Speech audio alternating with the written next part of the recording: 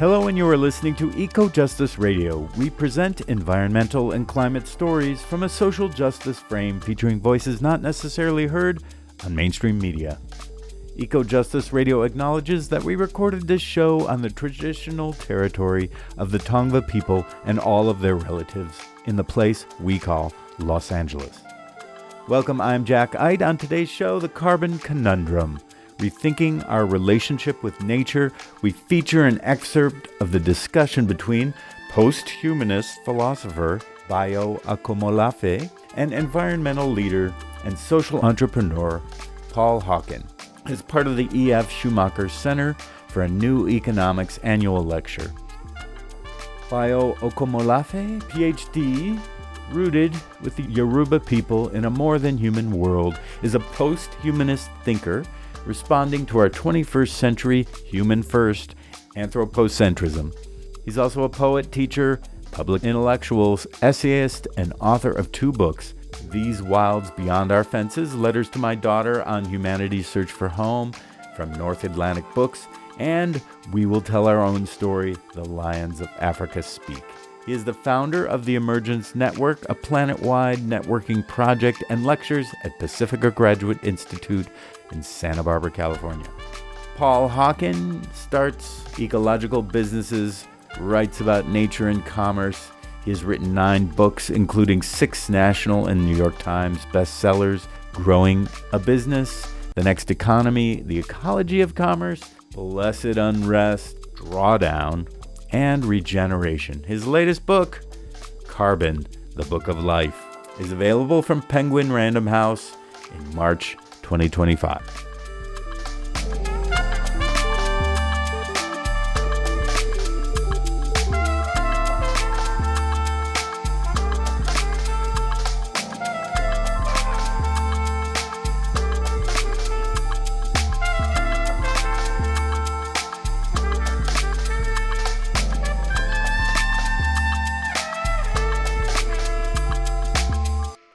As we head into times where rising temperatures, superstorms, and megafires dominate the headlines, what has happened to our disaster-averting solutions?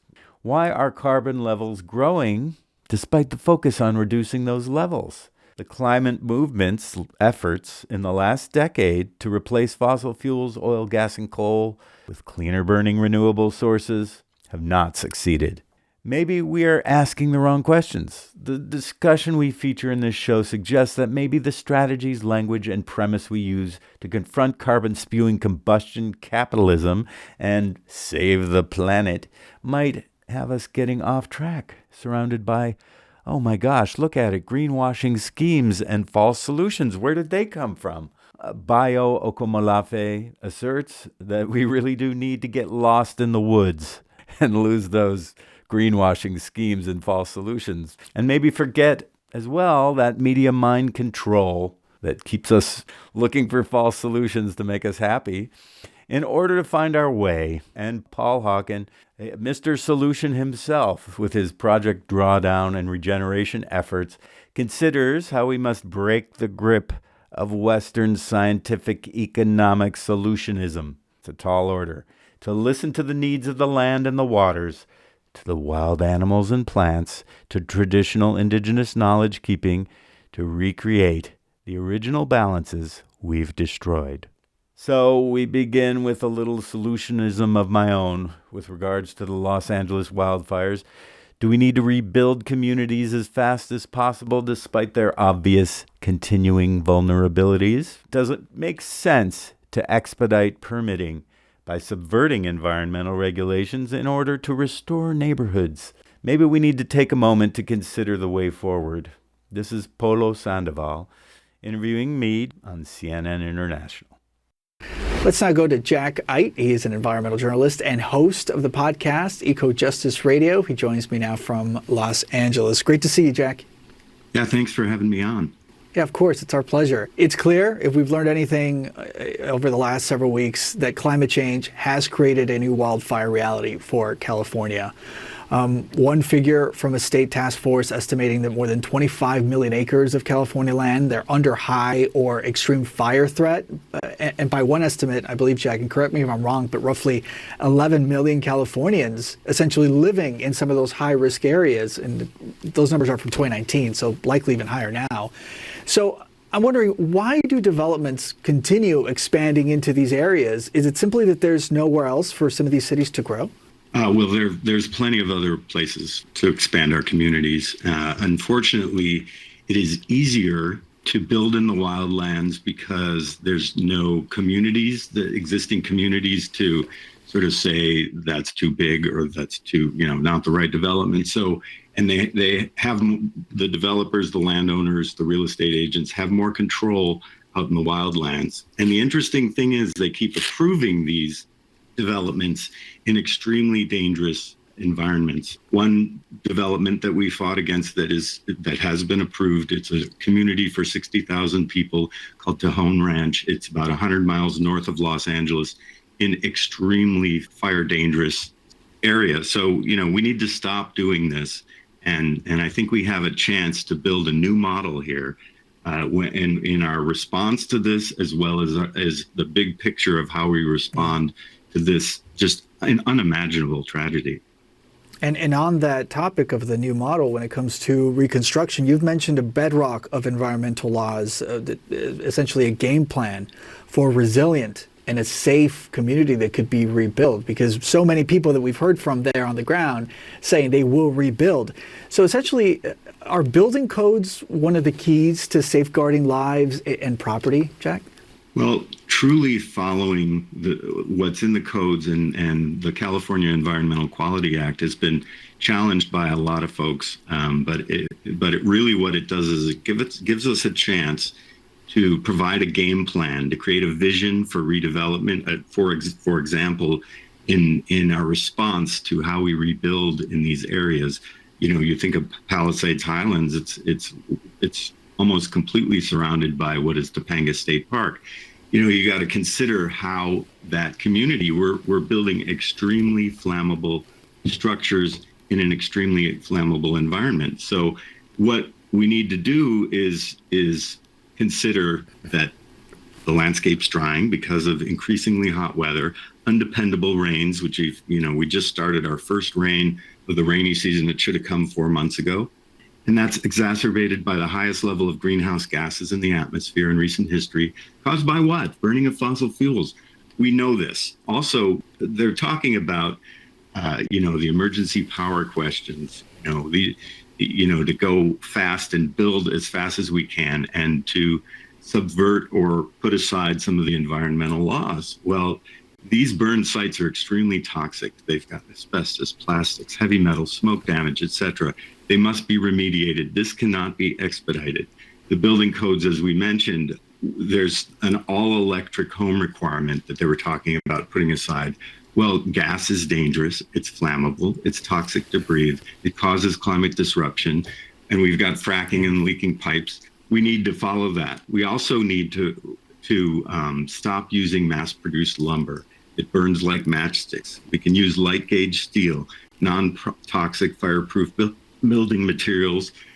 We need to use the codes. Now, often the codes aren't good enough for some of these more environmentally friendly and fireproof building materials. So we need to rethink some things in the code. So that's why I really advocate that we take some time to put together a plan. There's a lot of professionals coming together right now, and I'm involved with a movement here to come up with a quick plan. I'm not talking about years, I'm talking about months.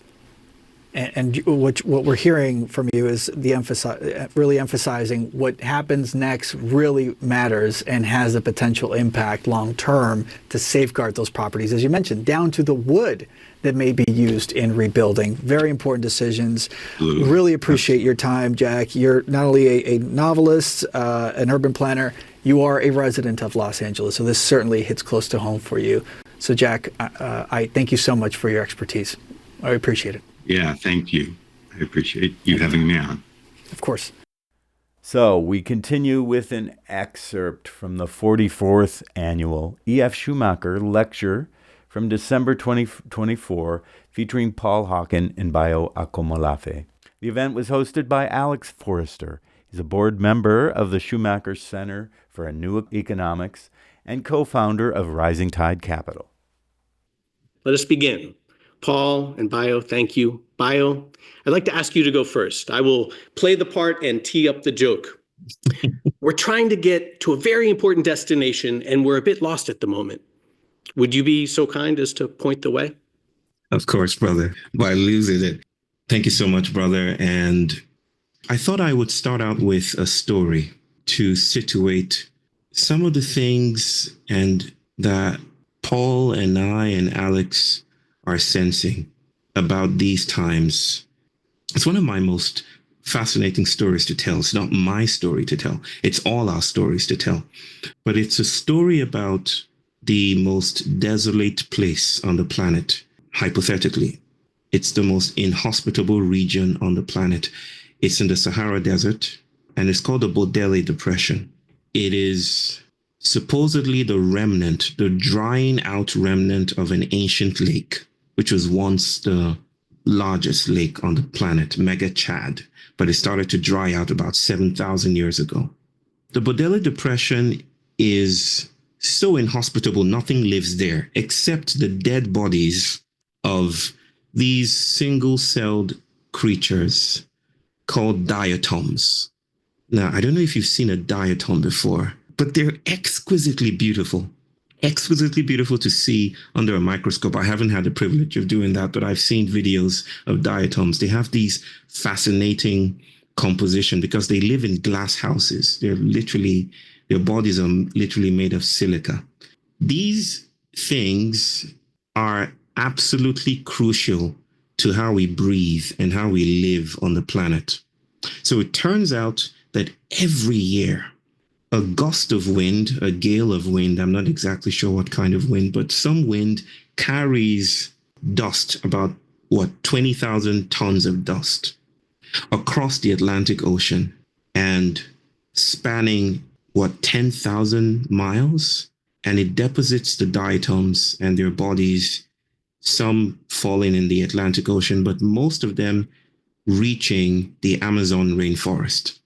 And the 22,000 tons of dust replaces the shedding of dust that the Amazon goes through every year, almost replacing it. But it is vital that this procession happens, or else we would not have the luxuries of breathing that we have today. 22,000 tons of dust over 10,000 miles, dead things giving life, the most inhospitable region, birthing again and again the life on our planet. Now keep that in mind. Keep this brown shawl, let's just call it a pashmina of life that envelopes the planet. Keep that in mind. As I recall, November 17th, I was in Milan when I heard that President Biden had gone to Manaus as the first sitting US president to visit the Amazon rainforest. And he promised lots of stuff, spoke about $11 billion dedicated to conservation, and that the US government, in the wake of Trump, is going to do everything it can to enact laws that protect biodiversity. Good stuff, the stuff that you and I care about, I think. But then I spoke to someone from that place. Well, she wasn't exactly in Manaus, but she was in Milan with me, and we had a conversation, and she told me about what I later started to call the insidious architecture of salvation. Because with Biden and his infrastructural plan and his salvific enterprise came this huge contingency, this huge delegation of researchers and scientists. And all of a sudden, that little space in Manaus was put under a lot of pressure. They had to build new hotels and get new funding for this and that just to host salvation. And I was thinking about now it's far be it from me to suggest that there is a Puritan way to think about intervention of any kind. But I raised that up. I raised this idea up of this sister that spoke to me in Milan about what's going on, the transformations that are going on in her part of the world in order to respond to change. I bring that up because I think the logic, this is the point here, the logic of the familiar is repeated in the solutions that we prefer to the crisis. And maybe that's why we're here. I'm just going to call it the logic of theirs-ness. The logic of theirs-ness. And it's this idea, the idea is so simple, it's so obvious. Most of us buy into it without really critically thinking about it. The logic of theirs-ness is the idea that we are in a problem and the thing to do is to move to futural solutions through clear interventions, which is in itself based on the presupposition that we know where we are, we have some idea of where we're going, and all we just need is some philanthropic effort or legislation between to get us from here to there. But I think that idea, that formulaic response fundamentally misunderstands presence. It misunderstands the ways that presence and crisis and response moves in an entangling world. Because it presumes that here is just a location. It's just a spot, right? I would beg to differ that here is not just a location. Here is a relation. Here is the diatoms moving across the planet, disturbing the idea, the categoricity of here and there, disturbing the identity of continents, disturbing the idea that of distance. Here is the idea that everything is in touch, that we are in wondrous palimpsestic movements with the world around us, that to distinguish us and to cut us away from the world is to make a fundamental mistake. And so here is more than location. Here is a messy, chaotic, vocation of becoming other. There, on the other hand, is also not a destination, not merely so. It seems to preserve the vocation of mastery. It seems to postpone here. I'm trying to say we're not even here, right? To move from here to there. We're not even here because here is all about touch, and modernity is the refusal to be in touch. So the solutionistic enterprise seems to be supported by a thesis that is at a critical loss. It doesn't know how to meet this moment. And that's what we want to talk about today. We're here to listen, to get lost together. My people, the Yoruba people, Alex said this a while ago, in order to find your way, you must become lost. I think there's something about being here that invites us to meet ourselves for the first time, and to let go of the premise that we're separate, distinct, or removed from the world that we're desperately trying to save, because that logic is no longer working. And with that, I would like to invite Paul. I invite my brother to say something. To Báyò, it's so interesting. We laughed about it epitomizes really what I think our conversation was about what Carbon's about, what Báyò's doing so beautifully in his work around the world, is really re-examining the assumptions that inform the so-called climate movement and Right. concerns about biodiversity, this growing wellspring of human beings who are acutely aware of what's happening and want to do something and be effective. And yet, having been involved with the climate movement since I was, I don't know when, a long time ago, and inspired by Bill McKibben and certainly Al Gore, but Bill McKibben especially in his book At the End of Nature, 1998, I believe it was. And until then, and from then, I felt that there was these experts out there who understood climate very, very well. And that what I would focus on is nature and biodiversity and those subjects. And I would leave that climate to the experts. And what happened, of course, is we all know is that the climate concerns have really become a movement. And my concern about the movement, I've watched it carefully and certainly know many of the players and so forth, but that the movement itself unintentionally embodies the problem. In other words, it's not the solution. And it doesn't, I don't mean to gainsay anybody's work activity or sincerity. That is not what I am doing whatsoever.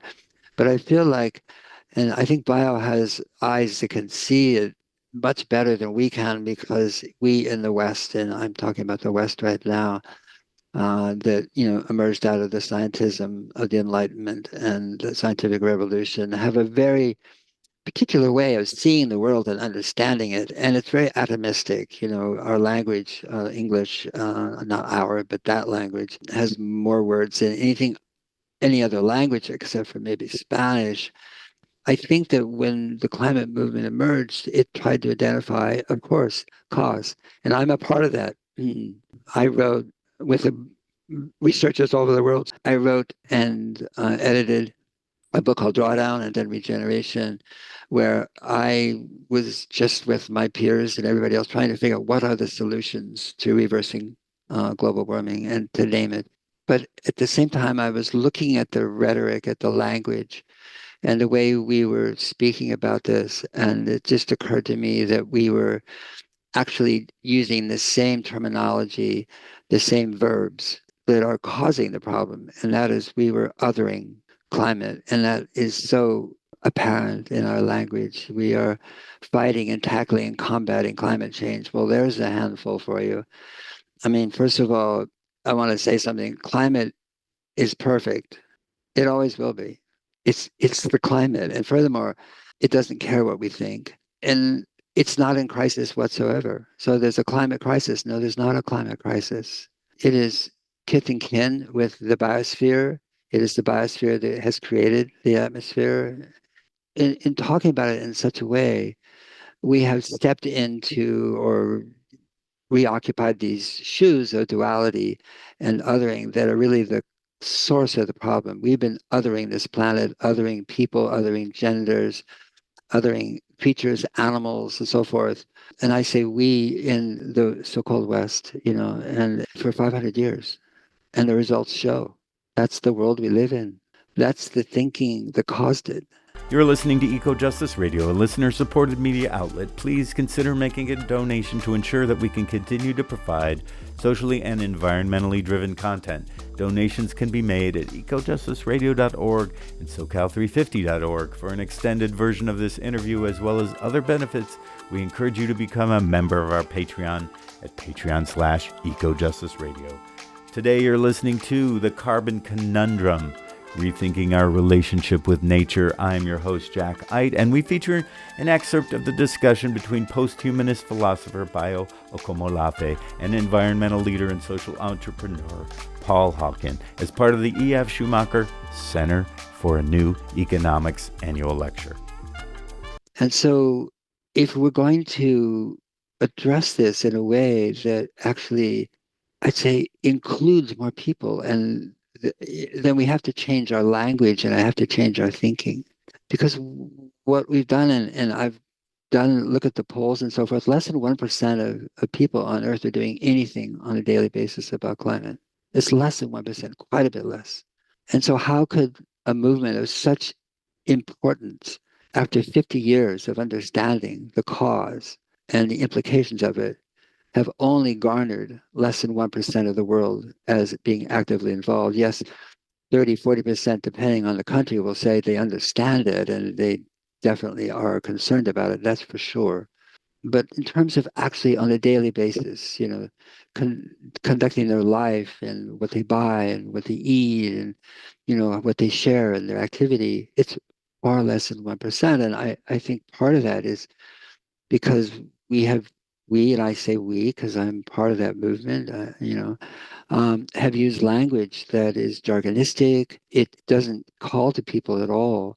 We talked about, carbon neutrality and net zero, these strange terms, teragrams. How many people know what a teragram is?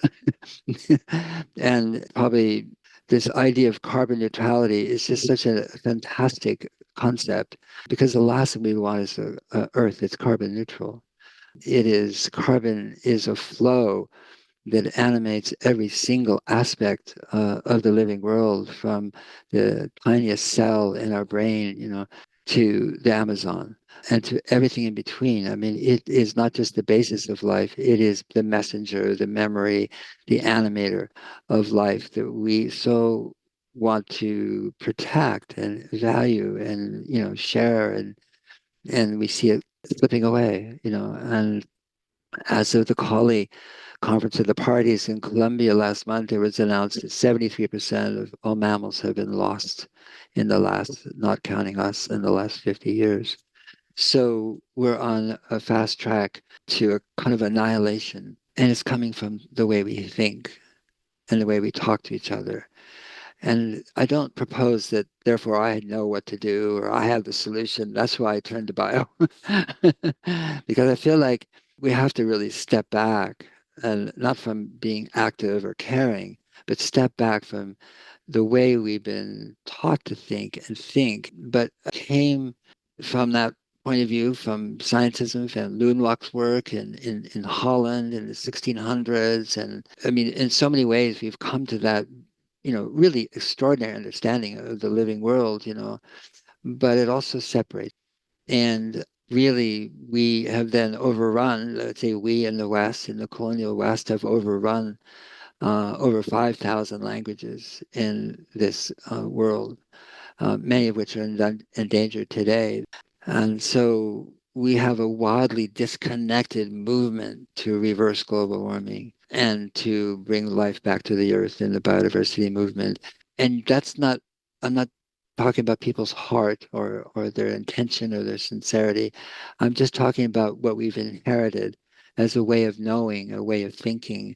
And so I'm really grateful to be here today and listen. I learned my mouth is shut. My grandfather always told me that. And I'm look forward to listening more from Báyò and being prompted by Alex, who has been just a wonderful host for us prior to this conversation. So thank you so much. Thank you, Paul. Thank you, Báyò. To the book that you have coming out, Carbon.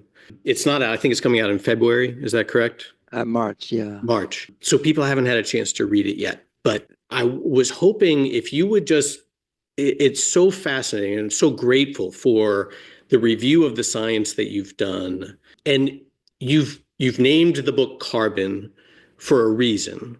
And part of it has to do with trying to shift this perspective around carbon as the villain, something that we need to conquer and eliminate, which couldn't be further from the actual reality of life. And so I was wondering if you could just go a little further in terms of what it is that you are trying to point out about carbon itself, why it's special and how it represents. I mean, in some ways, reading through the book, you are lifting carbon up as something sacred, which is very counterintuitive for those who are carrying the amount of distress that so many of us are. So I was wondering if you could talk a little bit about this carbon as villain versus carbon as flow or sacred flow. Yeah, we have made it a culprit. It's ruining our party down here. It's getting too hot, too much water, too much this.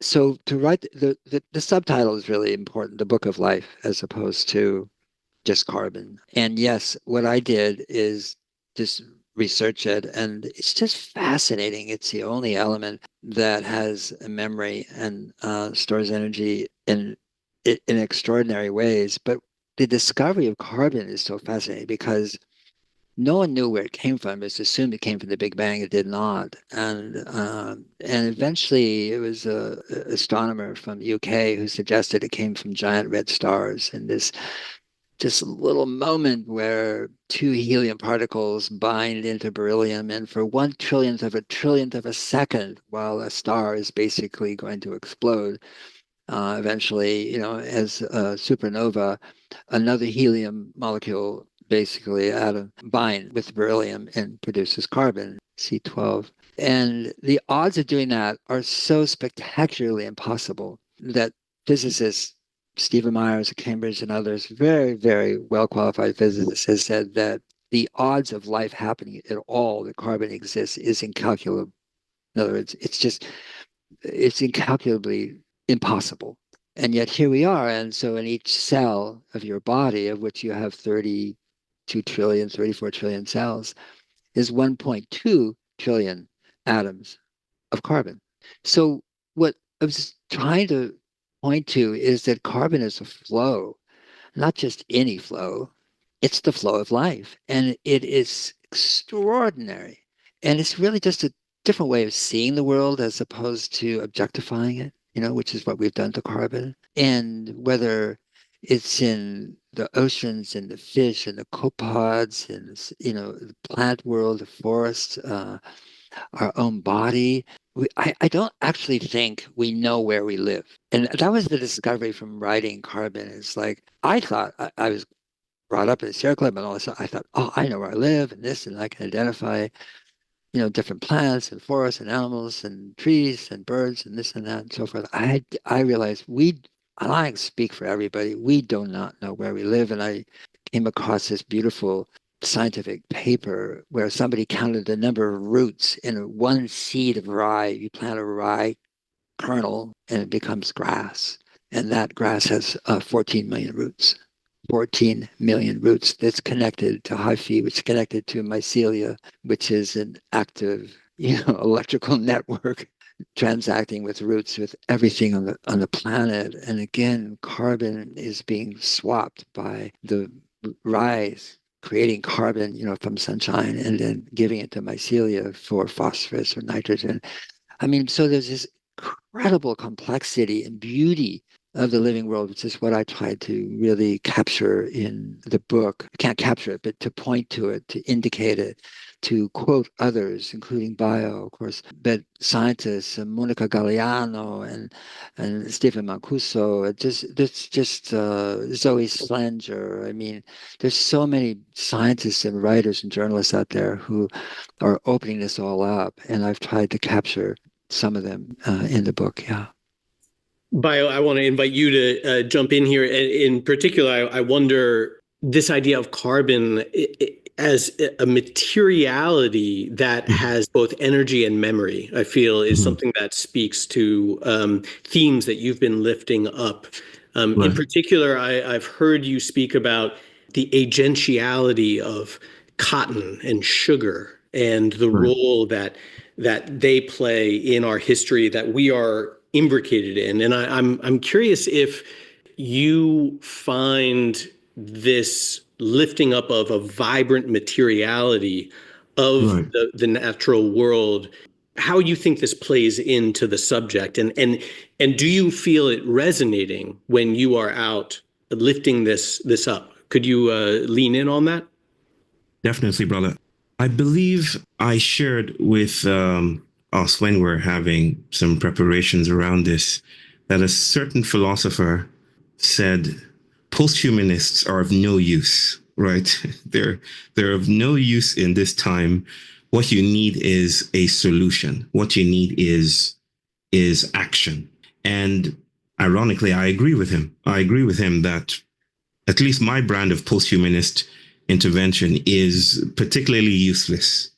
But there's the gift. The gift is in its uselessness, is in noticing that there are particular social and material arrangements of usefulness that become so exhausted and so wrapped on themselves that they're unable to produce any kinds of futures, they're unable to generate other kinds of realities. I'm thinking about the carousel of good intentions that was invoked by President Biden and other leaders, right? We are going to do this. We're dedicating these funds to it. People, especially that look like me, kind of have this organelle that we've sprouted over the years.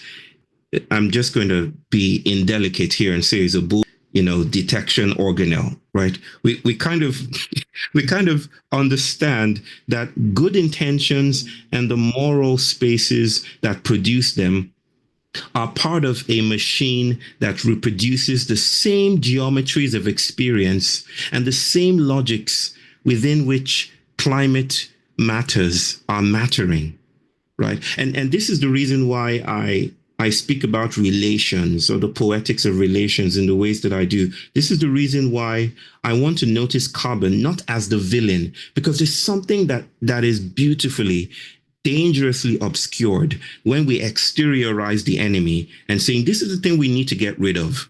This is the thing we need to cancel out. If we get rid of capitalism, we are fine. Let's cancel capitalism.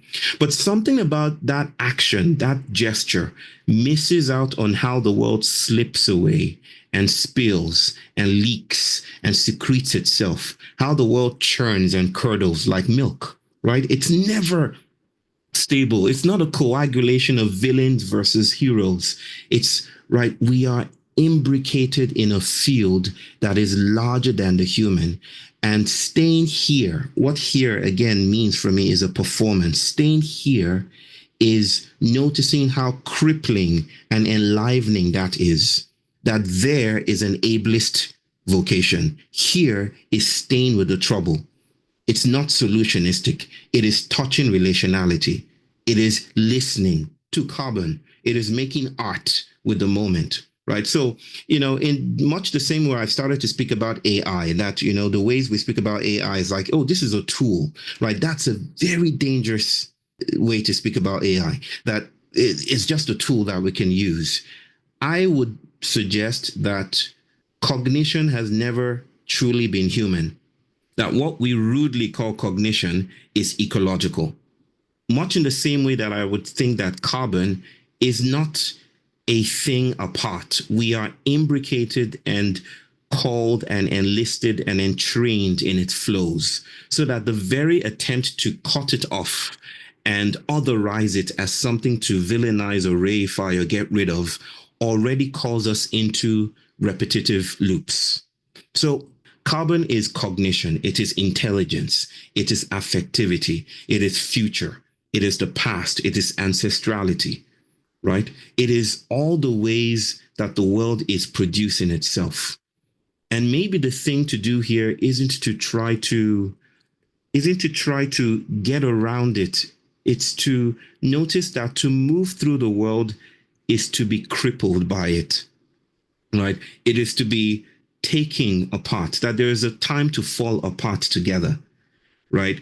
Our solutions are attempts to keep our bodies intact, but we're coming down to earth and we will not arrive intact.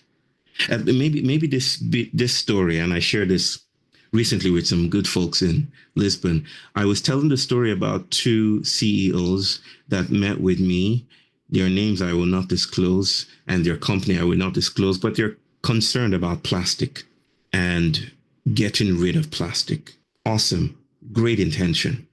They had traveled everywhere across the world, including to my country, Nigeria. And they are engendering this process that produces certain kinds of technologies that extricate plastic from the oceans, from the environment. And they had this business model around it. And then I shared with them stories. One shared with me by my sister, Andrea Paneritis, about dragons, plastic dragons that were 5 million of which Lego toys were deposited in the waters, in the ocean about 20 years ago and are still coming to the shores, right? It's like our waters are proliferating plastic immigrants. And then I juxtapose that with the other story of Brazilian scientists noticing that plastic is now in our bodies, of course, has always been, microplastics in our brains, in our reproductive organs, so that in a sense, we are already too late. The idea that we can get rid of plastic, right, and then go on our merry way. I'm not suggesting this is what they thought, but that idea is very dominant, that if only we can get rid of it in the environment and get to some kind of zero state, a singularity of some kind, then we can live well. But that already is a commitment to the idea that we have been separate, that plastic is outside. No, we are thinking like plastic. We are plastic beings. We're plastic ecologies already. And to think with these times is to think with these vicissitudes, these movements. So, Brother Carbon, the way that Brother Paul, his attempt to de-villainize carbon is what makes this book so beautiful, his new book. We cannot attempt the stroking genius with a cat. We cannot attempt that heroic narrative. We have to travel. and we have to be in touch somehow. What being in touch means, we have to figure out. Paul, I just wanted to invite you to respond to anything that resonated there with you. Yeah, I would add to the plastic, which is renewable energy. Now, that's sacred. Of course, we want renewable energy. It's called current solar income. That is, we get it every day and then we transform it into electrons. And those electrons power lights and motors and cars and whatever it is. So that's what a no-brainer, right? Well, let's think about that a little bit more. Not whether we should have renewable energy. We always have. It's called sunshine. It's called plants. So I mean, this is not a new concept, but to transform it into an electron is new. It goes back actually almost a century, so it's not a new discovery, but definitely the Chinese have really, really mastered the art of manufacturing and make it affordable.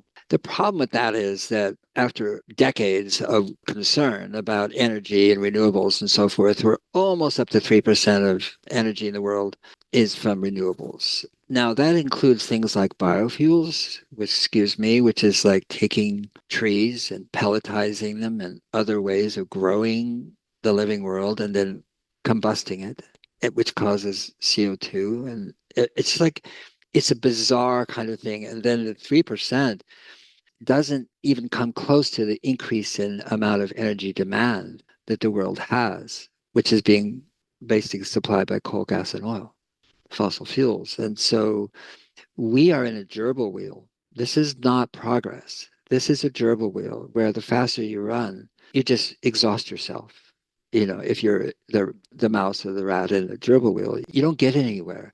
And that's where we are. And the reason for that partially is because we're not looking at demand, we're looking at supply. You're listening to Eco Justice Radio, a listener-supported media outlet. Please consider making a donation to ensure that we can continue to provide socially and environmentally driven content. Donations can be made at ecojusticeradio.org and socal350.org. For an extended version of this interview as well as other benefits, we encourage you to become a member of our Patreon at patreon.com/ecojusticeradio. Today you're listening to The Carbon Conundrum, Rethinking Our Relationship with Nature. I'm your host, Jack Eidt, and we feature an excerpt of the discussion between post-humanist philosopher Báyò Akómoláfé and environmental leader and social entrepreneur Paul Hawken as part of the E.F. Schumacher Center for a New Economics annual lecture. And of course, it makes total sense. Okay, make sure our electrons come from this directly or indirectly, but from the sun and not from 200 million year old forests, that were buried, or marine organisms that became oil. I mean, we're trying to do it in current income, but what are we doing? Our consumption is just exploding more. And so the most extractive industry in the world is not fossil fuels, it's Google and Meta.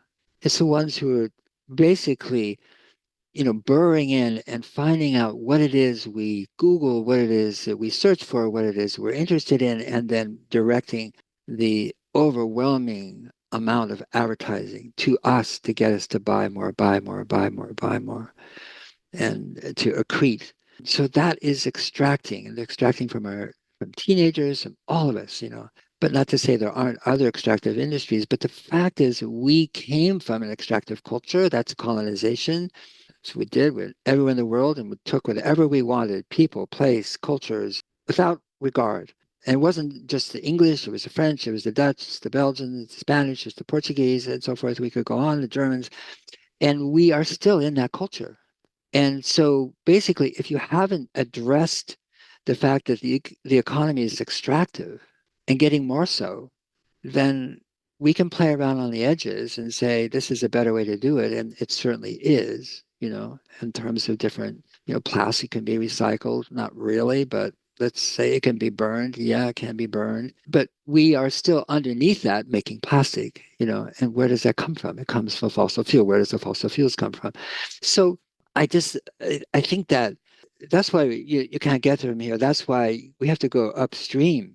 We can't solve this thing downstream. That's a really well-known environmental thing, end of pipe cleanup. It doesn't work. You have to go to where the crap is going into the pipe. Or as Bishop Desmond Tutu said, we're in a river at the river, and people are floating down the river, and we swim out into the river, and we rescue these people, but we keep noticing people are still, being shunted down this river by very strong currents. And the thing is to go upstream and find out who's throwing them in the river. That's how you address a problem, and we're not doing that.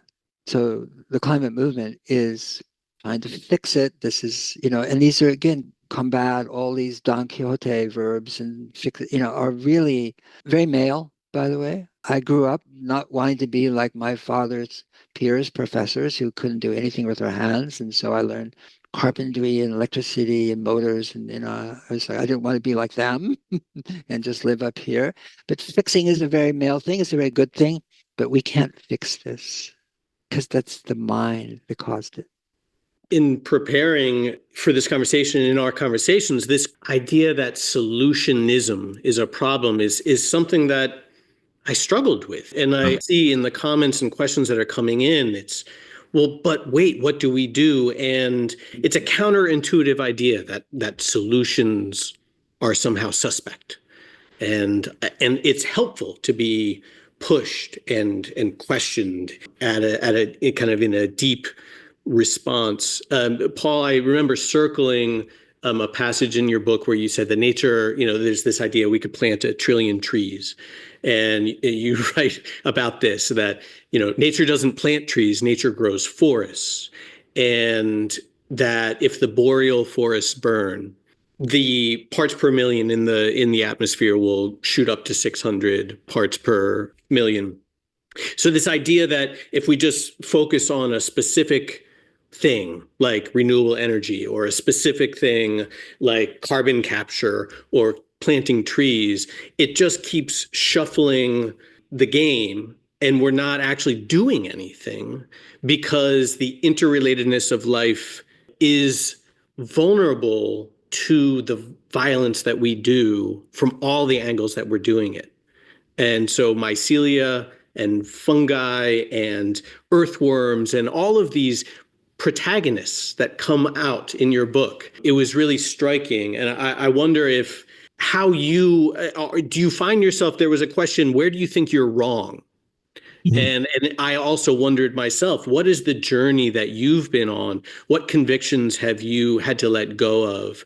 Because when we lift up these counterintuitive ideas, they're helpful because they knock you sideways, which I know is something Báyò likes to do. But I'm curious about how you, both in your own journey and in response to others that are feeling the crisis, that want a solution, that want to know what to do, and how you've navigated that even in your own personal journey on these issues.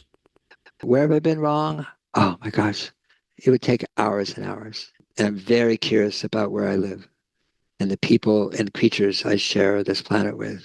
And so I hope I never stop that before. And I also want to say I have profound respect for friends and those I don't know all over the world, and I'm in communication with them, and they're my friends who are working actively on these issues. And yes, solutionism is something that's out there. I feel a little bit party to creating it with, Project Drawdown, but what I call the carbon tunnel syndrome. But the people I know who are working on regenerative agriculture, biodiversity, plastics, there's so many issues, where people are addressing it, creating NGOs and activities, and companies in some cases to address these things are extraordinary human beings.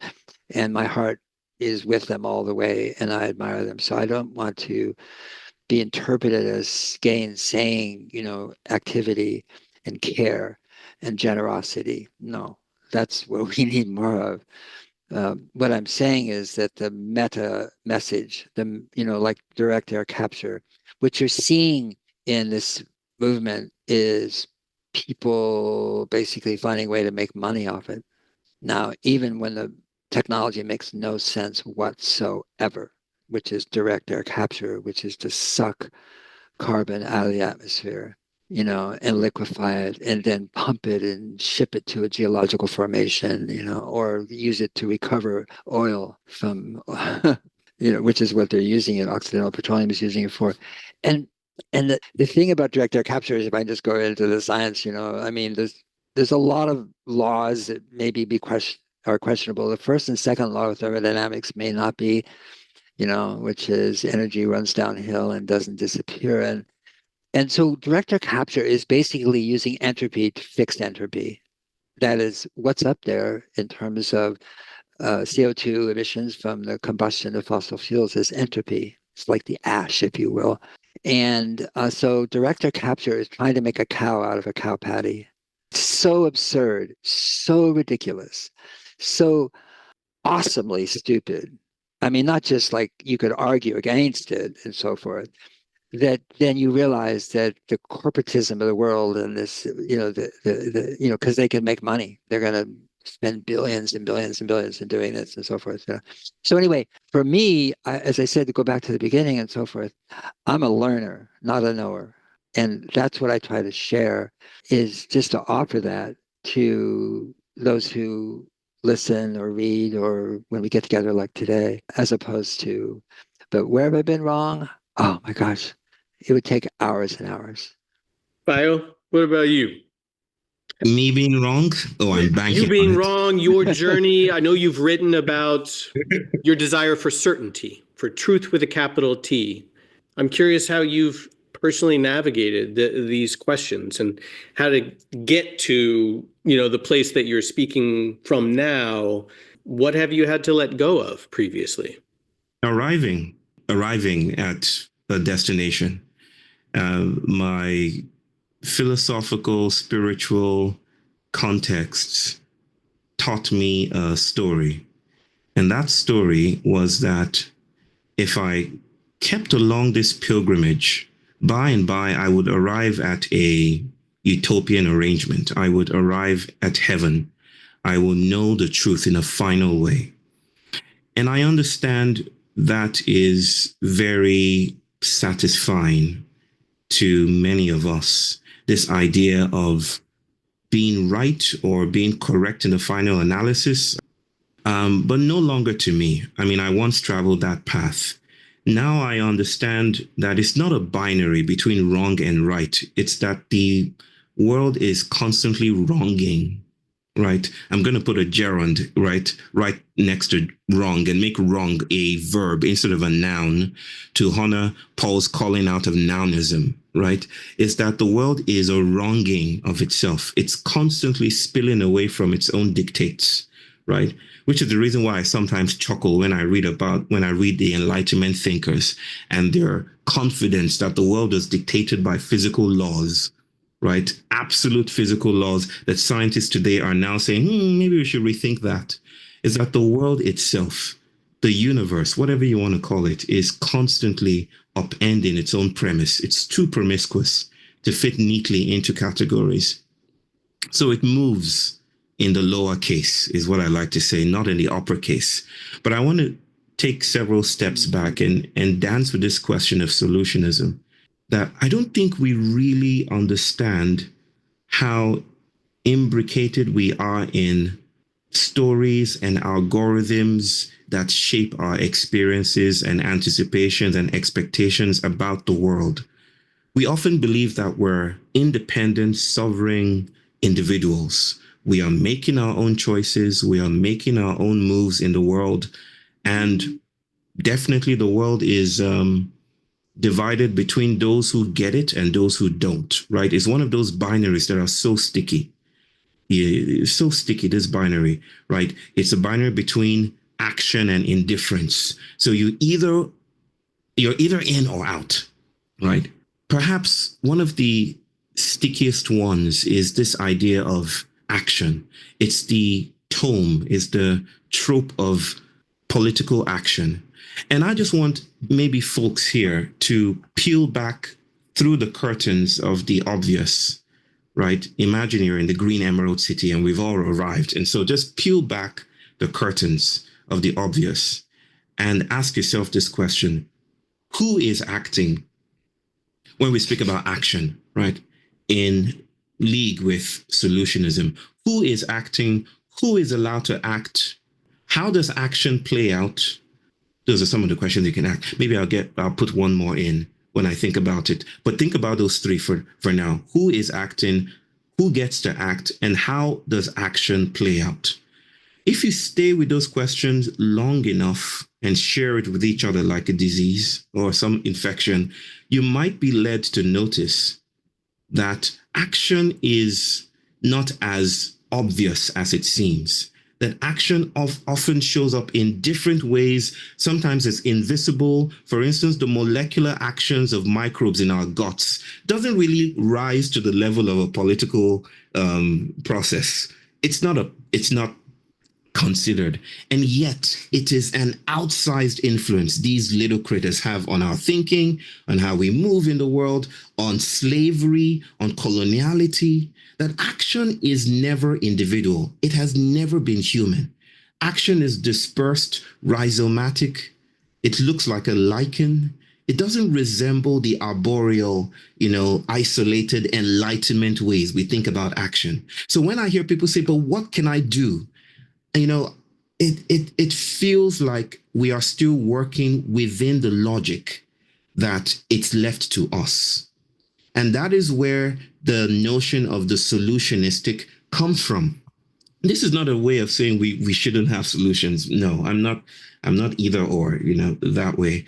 But it's a way of noticing that sometimes what we are doing is actually what a territory is reinforcing. Right? I'm asking us to think like territories, not units within territories. That with your great actions, your great decisions, your great activisms, I know people in the United States, we just came from the United States, that take pains to throw their trash because they're good people and they throw it in very carefully designated boxes which go to a land far away. I'm just trying to say that far away doesn't quite exist. And, people like me have known that for a long time, that being good and being, actionable and being, actionable is not the word I'm trying to summon there, but being active and being conscientious is indebted to larger territorial flows. Your good intentions notwithstanding, we live and act within principalities and powers. And that's why the invitation is for us to be in relation with a field, right?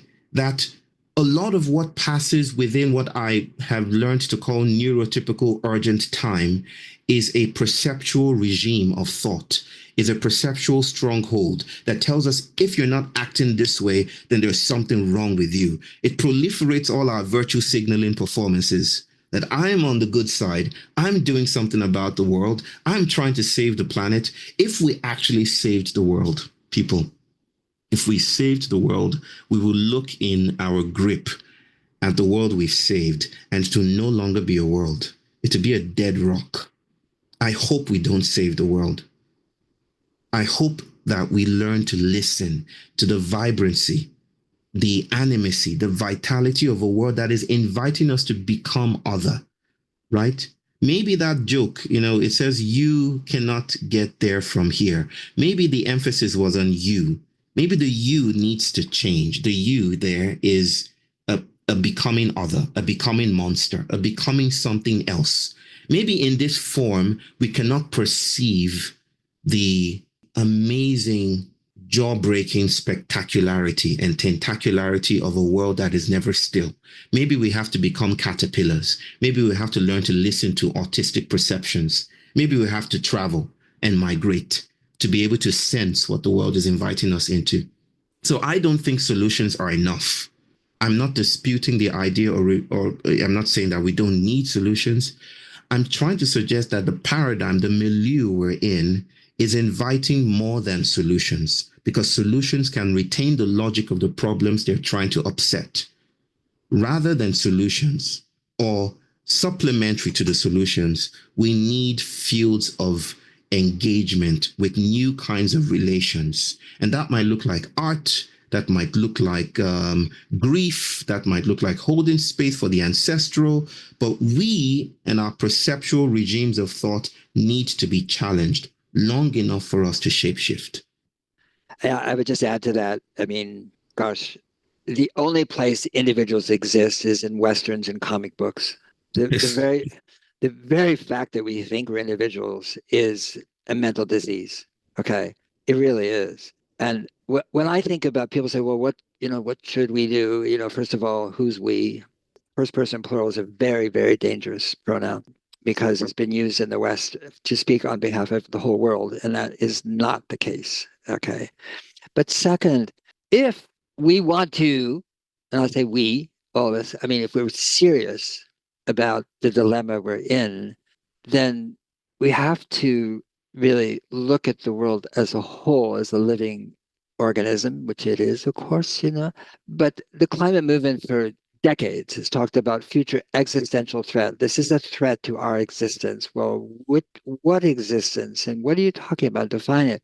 But if we're serious, then it has to be not about do and fix, but about care and grief.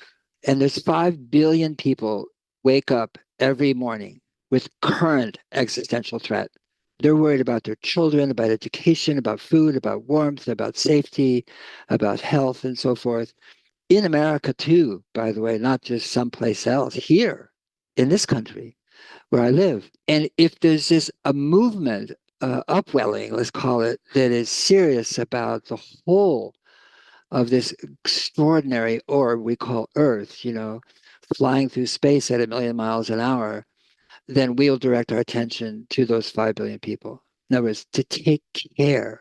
And when you're taking care of somebody else, I don't mean colonial come down there and dig wells for people and all that sort of stuff, but to really think about, so what you do during the day is uncaring or caring unintentionally.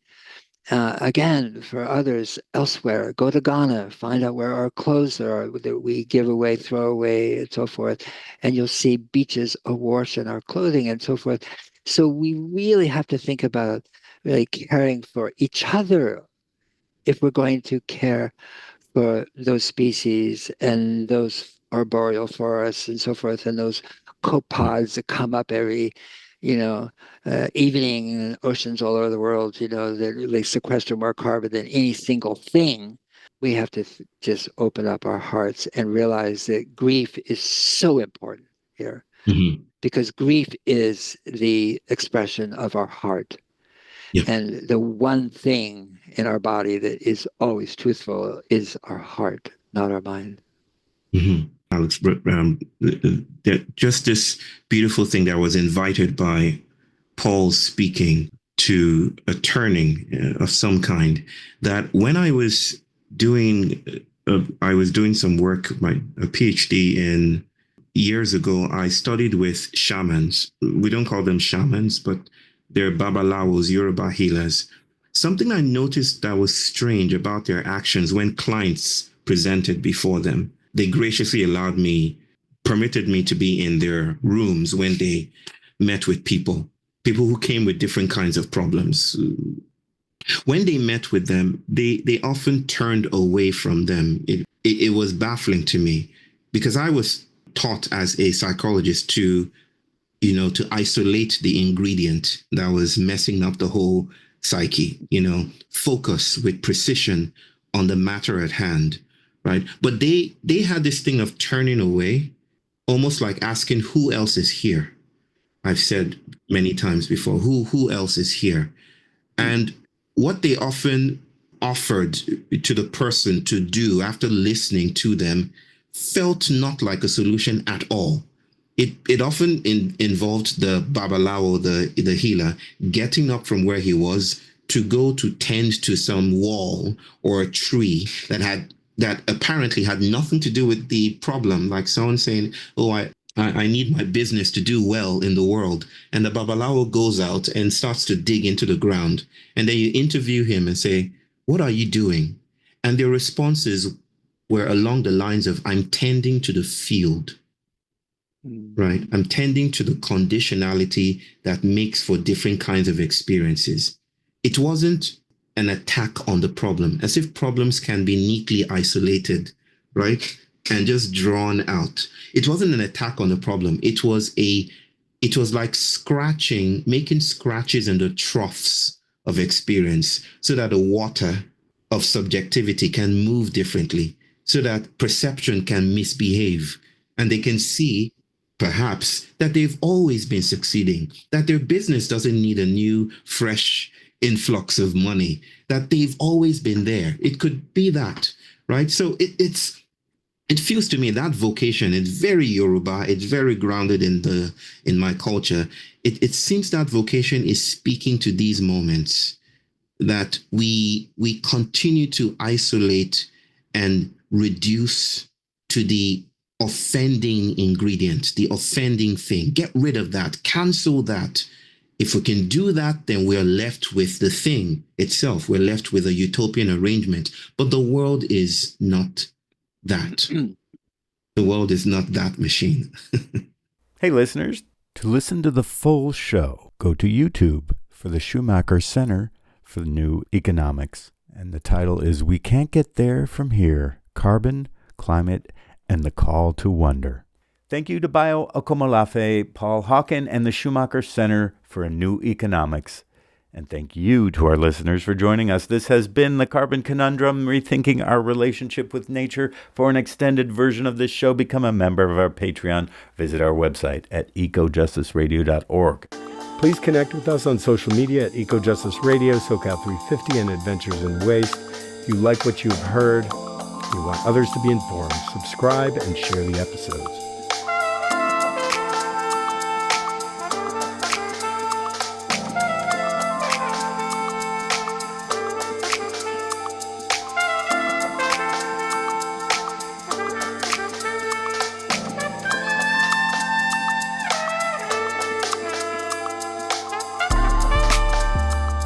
You have been listening to EcoJustice Radio, a project of SoCal350. Executive producer, myself, Jack Eidt. Producer and co-host, Jessica Aldridge. Co-host, Carrie Kim. And engineer and original music by Blake Quake Beats. And until next time, remember, the power is yours.